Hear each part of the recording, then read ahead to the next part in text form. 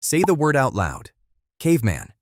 You can see him already, hunched in a stone cave, firelight flickering on the wall, waiting out the winter where it's warm. Almost none of that picture is true. You probably think the cave was the whole answer. Shelter plus fire, and that's how a person lives through an ice age. It's a fair guess. Caves were real. Fire was real, going back nearly 1,000,000 years. But caves don't move. A cave sits in one valley, while the herds you have to follow cross hundreds of miles of open, frozen plain. Ground with no caves anywhere on it. So strip the word back to what it's hiding. A tropical ape, built for African heat, near naked, standing on a glacial steppe in a wind that never lets up. The cave can't follow him out there. Neither can the fire. And yet your line is here. Someone crossed that plain. Someone outlasted a winter colder than any you will ever feel, with no cave to crawl into and no walls to break the wind. They carried their warmth with them, in a single object barely longer than your finger. The answer is buried in the seam of the coat you'll wear tonight.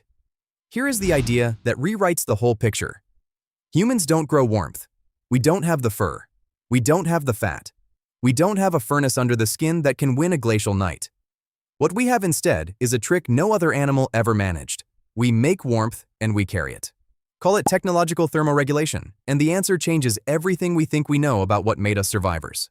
Start with the strongest version of that answer. Fire. It is genuinely ancient. At Wonderwork Cave in South Africa, researchers found ashed plant matter, burnt bone, and Acheulean stone tools sealed in a layer dated to roughly 1,000,000 years ago. Work published in the journal PNAS in 2012. Newer evidence from the same cave suggests fire use there may reach back further still. So when you picture your ancestors gathered around flames, you're not wrong. They were, for a very long time. But this is where the cave story quietly fails. A fire warms one side of you, for one night, in one place. You can't fold it up and take it with you. And the animals your ancestors needed to eat lived out on open, treeless steppe, ground with no caves and no firewood for 100 miles. You can build the best fire in the world. It still can't walk across a frozen plain at your side. So the question doesn't go away. It just gets sharper. What did? And here's the part the word caveman hides completely. Long before our species ever set foot in the cold, we were already wearing it. In 2011, a study led by David Reed at the Florida Museum of Natural History found a way to date the invention of clothing, not from any garment, but from a parasite. There are two kinds of human lice: head lice, which live in your hair, and body lice, which can only survive in the folds of clothing. Reed's team tracked the genetic split between the two and landed on a date as far back as roughly 170,000 years ago. That's when clothing lice would have needed clothes to live in, which means our ancestors were dressing themselves before they ever pushed into colder ground. And here's the honest part of this story. We can't actually date the first clothes directly. Hide rots, fur rots. Almost nothing survives in the soil. The oldest stitched hide ever physically recovered, scraps of elk skin from a dry cave in Oregon, is barely 12,000 years old. So the invention that may have saved our entire species left almost no trace of itself, and to find it at all, we had to date the insects that lived inside it. We know clothing is old. What we still can't quite see is the thing itself, but a draped hide isn't the answer. Anyone can throw a skin over their shoulders. It gaps, it slips. The wind finds every opening. To survive the worst cold on Earth, you don't need a covering, you need a fit. And to get a fit, you need one specific tool. This is the tern, the real hero of the Ice Age. In Denisova Cave, in the Altai Mountains of Siberia, archaeologists pulled a sewing needle from a layer roughly 50,000 years old, over 7 centimeters long, just under 3 inches, carved from bird bone, polished smooth, with a hole deliberately bored through one end, an eye. Maxim Kozlkin, who led the excavations, called it the longest ever found at the site and the most ancient yet known. Name it, because everything turns on it. The eyed needle. That tiny hole is the entire revolution. A needle with an eye doesn't just pierce a hide. It pulls thread behind it. And thread is what lets you join two pieces of skin into a sealed, shaped, layered garment that hugs the body and locks the wind out. Sleeves, hoods, fitted trousers. The whole distance between a blanket and a coat. Now do something. Look at the seam on your sleeve. Run your finger along it. That loop of thread, closed and locked. An eyed needle made that. A tool that has barely changed in 50,000 years. The object in the Denisova layer and the object holding your coat together are, in every way that matters, the same invention. But owning the needle is only half of it, because then comes the strangest move of all. Your ancestors didn't just endure winter, they started hunting it. at a site called Cavemen in Austria, dated to between roughly 24 and 20,000 years ago, the depths of the last ice age. Researchers led by Kirsten Pasta of Friedrich Alexander University in Erlangen-Nuremberg studied the reindeer remains alongside a cluster of eyed needles. Their finding, published in the Journal of Paleolithic Archaeology in 2025, is quietly astonishing. The reindeer at that site weren't killed year-round. They were killed almost entirely in the cold months, late autumn into the deepest part of winter. Think about what that means. These hunters walked out into the most lethal stretch of the year on purpose to find a particular animal at a particular moment. Why?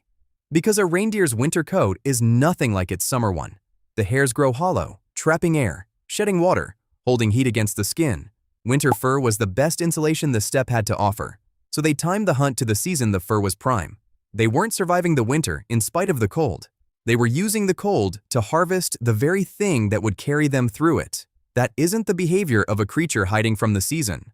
That's the behavior of a creature that has mastered it. Which brings us back to the word, and the lie sitting at the center of it. Because where there were no caves on the open plain, they built their own.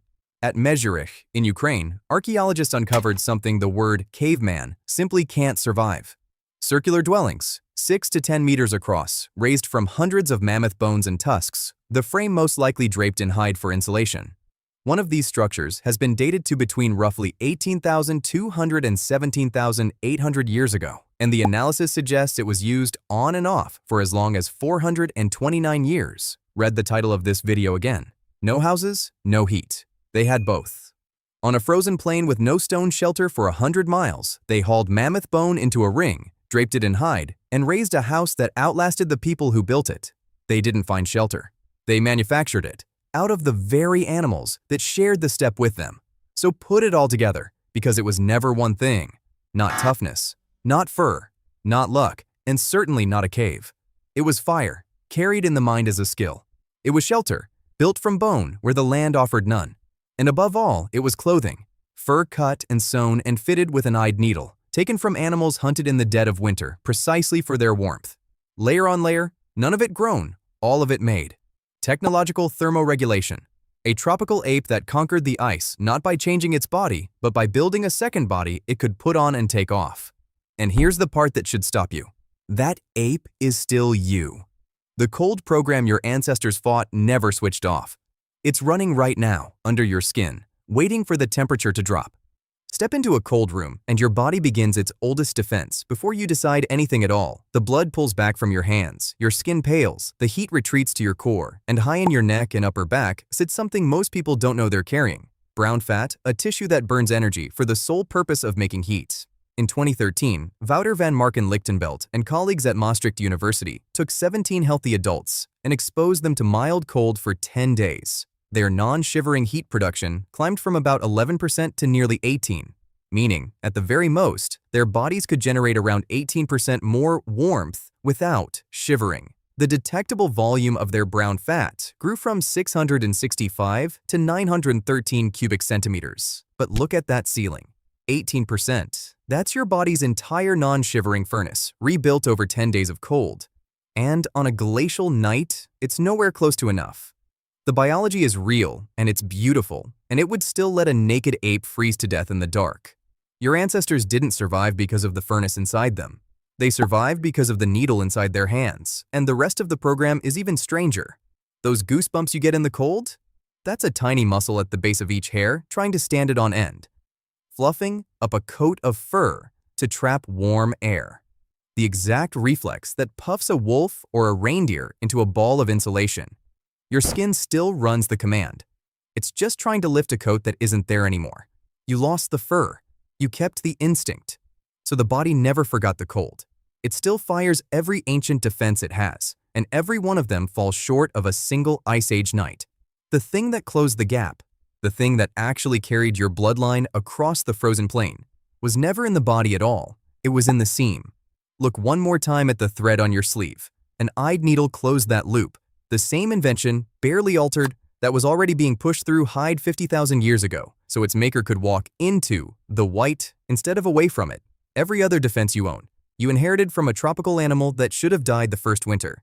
This one, you were handed. The cave never crossed that plane.